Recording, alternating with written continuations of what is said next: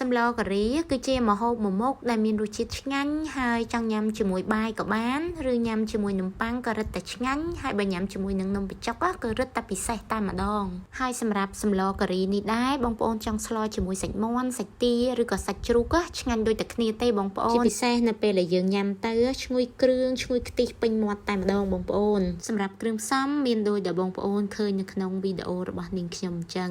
ឥឡូវដើម្បីកុំឲ្យរងចាំយូរតាចូលទៅមើលពីវិធីធ្វើរបស់នាងខ្ញុំទាំងអស់គ្នាដំបូងនាងខ្ញុំយកគ្រាប់ម្ខាក់មកលីងឲ្យឡើងពណ៌ជាមុនសិន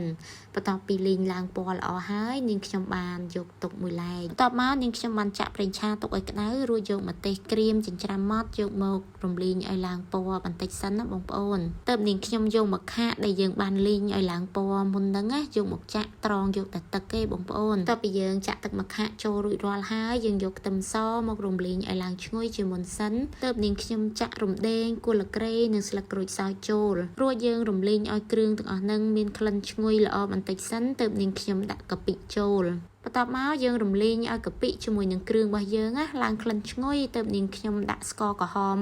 មួយស្លាបព្រាបាយចូលបន្ទាប់ពីដាក់ស្ករក្រហមចូលរួចរាល់ហើយនាងខ្ញុំបានចាក់សាច់ចូលតែម្ដងរួចយើងកូរឲ្យសាច់របស់យើងចូលជាតិជាមួយនឹងគ្រឿងបានល្អបន្តិចសិនទើបនាងខ្ញុំចាក់ផ្កាច័ន្ទចូលសម្រាប់គ្រឿងការីនាងខ្ញុំអត់បានបុកដាក់ចូលនៅក្នុងសម្លតែម្ដងទេ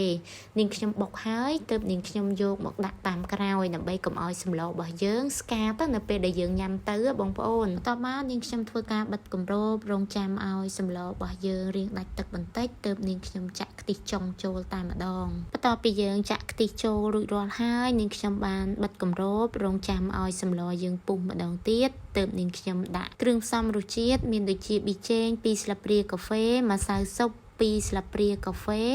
ហើយនឹងនាងខ្ញុំបានយកគ្រឿងការីដែលយើងបានបុករួចយកមកជ្រុំនៅក្នុងសម្លអញ្ចឹងតែម្ដងដើម្បី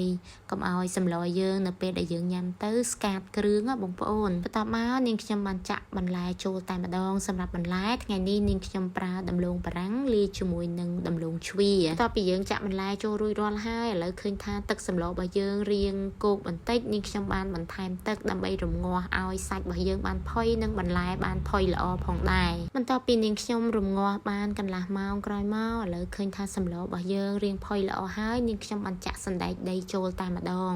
រួចយើងបន្តរំងាស់ប្រហែលពី10ទៅ15នាទីទៀតដើម្បីឲ្យជើងជ្រូករបស់យើងផុយល្អនិងបន្លែរបស់យើងបានផុយល្អផងដែរបន្ទាប់មកនាងខ្ញុំធ្វើការភ្លក់ឃើញថារៀងស្ទើរស្ករបន្តិចនិងសាបបន្តិចអញ្ចឹងហើយនាងខ្ញុំបានបន្ថែម